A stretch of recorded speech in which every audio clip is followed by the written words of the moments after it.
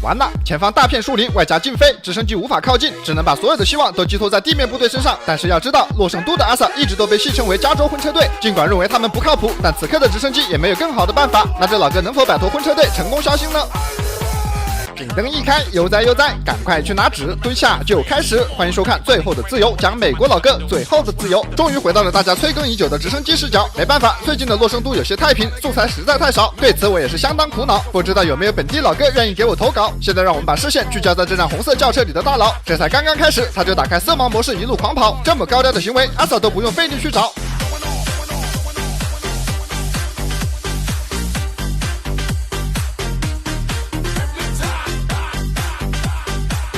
此刻已经有2辆道奇充电器跟在了老哥的身后，但早已打开色盲模式的老哥直接上演速度与激情。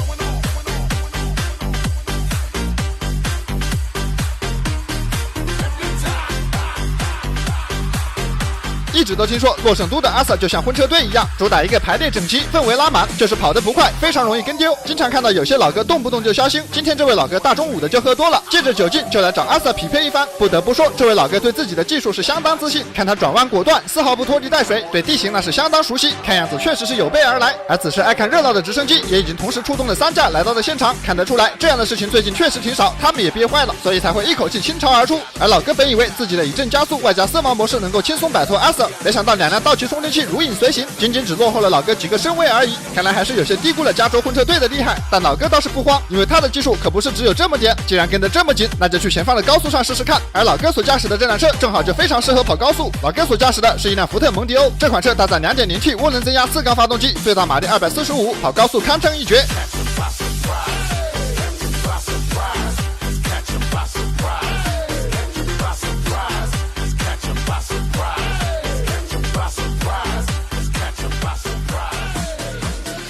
经过了老哥的一阵全速怕什么怕后，尽管高速上的车流不少，但车速依旧来到了170公里每小时，而且还在不断的上升。看着阿瑟被甩出了镜头，老哥有些得意，毕竟只是加州婚车队，1个月才几个钱，玩什么命啊？但叫老哥没想到的是，尽管他的时速已经达到了190公里，阿瑟却是再次跟得上来。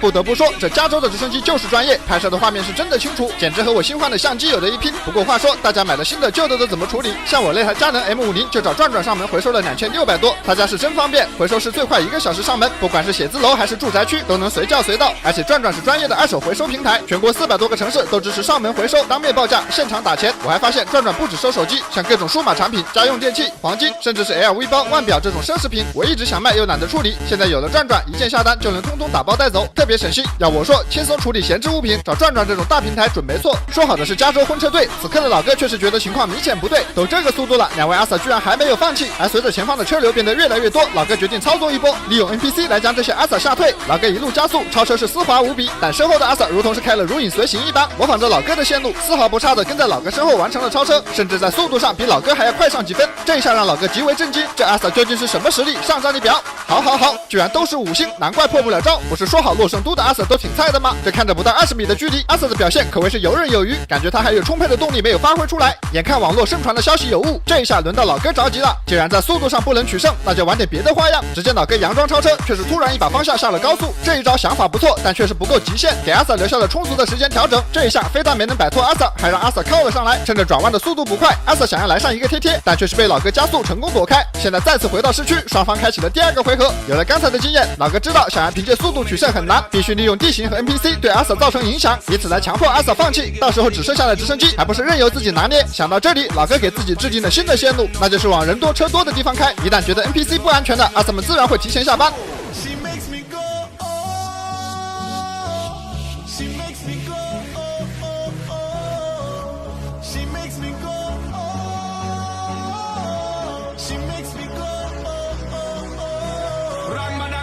虽说此时阿 Sir 还在身后，但随着老哥的驾驶越来越激烈，行为变得越来越激进，还真就叫他拉开了距离。看来这一招似乎真的管用。趁着现在阿 Sir 没有跟上，赶紧加速扩大优势，方便一会儿摆脱天上的直升机。此时一切都按照老哥的计划在进行，这样看来，似乎想在洛圣都小心并不是一件难事。有了优势的老哥认为加州婚车队也不过如此，但殊不知真人 GTA 半场开香槟乃是大忌。老哥本以为胜券在握，来到了偏僻的地方想要摆脱直升机，没成想阿 Sir 却是率先跟了上来。看着阿 Sir 来势汹汹的样子，老哥顿感不妙。看来这位阿 Sir 的五星也并非浪得虚名，如此难缠的对手不将他击败很难完成消星。好不容易跑到偏僻地区的老哥再次往人多的地方去，但身后的阿 Sir 却是越靠越近，仿佛只要老哥慢一点，他就会上来贴贴。一时间老哥只能油门焊死，尽可能的不让阿 Sir 靠近。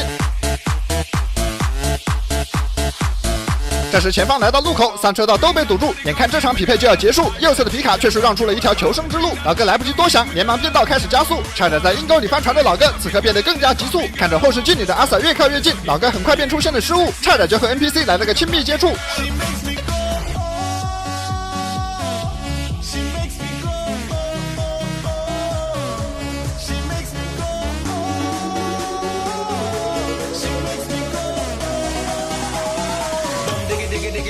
这边出现了视频开头的那一幕，前方空域有航空管制，直升机无法向前，只能把希望寄托在地面部队身上。看今天阿 Sir 的表现可谓是相当神勇，也不知道两人谁能笑到最后。就这样，这架直升机率先返航，没关系，我们切换到另一架直升机的视角。离开的直升机并不知道老哥并没有继续向前，而是右转上了高速，这个方向刚好可以避开航空管制。这也不知道该说是老哥倒霉，还是他没有提前做好功课。虽说现在少了一架直升机，但道奇充电器却是在步步紧逼，这不到5米的距离，看样子阿 Sir 是想 PIT， 吓得老哥连忙躲到左侧的 VIP。面对道奇充电器5.7的大自吸，此刻的老哥是一点都不稀稀。我是说好了加州的阿 Sir 不咋地，怎么这阿 Sir 看上去是非常缺业绩？看着别人摆脱阿 Sir 戏耍直升机都那么容易，真到了自己上场却发现这么大的压力，无论怎么踩油门都无法摆脱身后的这辆道奇充电器。